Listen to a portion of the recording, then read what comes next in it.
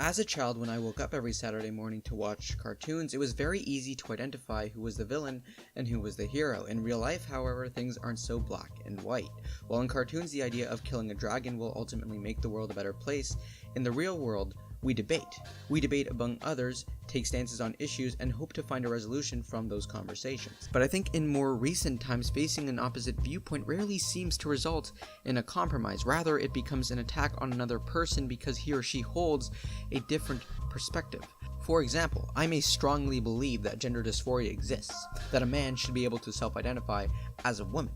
Another person, on the other hand, may believe that gender dysphoria is a form of mental illness. Instead of a discussion, the result is that the second person could be called a transphobe. If I'm someone who believes in the Black Lives Matter movement, I may believe that the world is racist as it was in 1965.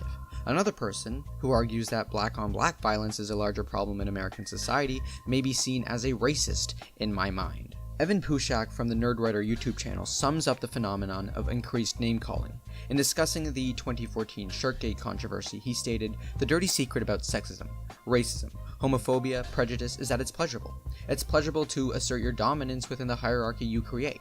Pleasurable in the same way that winning at a sporting event is pleasurable. The feeling of being a winner, of bettering someone." Ben Shapiro, a conservative author, is a man who I agree with on many points. However, one of his points in 11 Ways to Debate Leftists bugged me. He wrote, "When someone labels you a bad human being because they disagree with you, they are bullying you. They are attacking your character without justification. That's nasty. In fact, it makes them nasty." This last sentence further perpetuates that the opposition is the enemy and cannot be argued with. When we debate our points with others, we should never do so with an antagonistic mentality. We create an impression that we are purposely trying to shove our opinions down people's throats, alienating the other's beliefs. We all have ideologies we feel incredibly strong about, which are justified in our mind. We are not computers purely using logic. Statistics will not ultimately make the opposition view itself as wrong.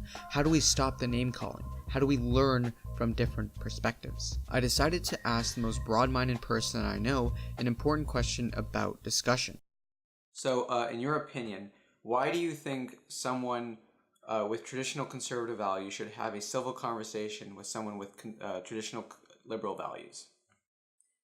Well, when we meet someone for the first time, we bring with us our whole life experiences, and if we actually listen to someone with different opinions, we could actually learn something which would help us to learn how to make compromises and function with other people in society. We may actually learn something new. That was the answer.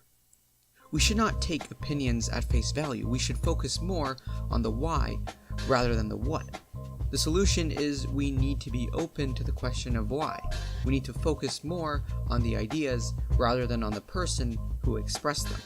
If someone wants Donald Trump to be the president for the next 4 years and you think Donald Trump is a bigot, do not label that Trump supporter as a bigot. Instead, ask him why he feels this way, and then genuinely listen to the response. Ask a person why he believes that being transgender is a form of mental illness. Ask why she believes that racism is not the issue. You may not agree with what someone else thinks. You may even be offended, but that's okay. By the end of the day, however, you may understand a little bit more about the other side, the gray area in which you live. Listening may not give you the sword to slay the dragon, but it may help you to understand the small steps needed for change to come about.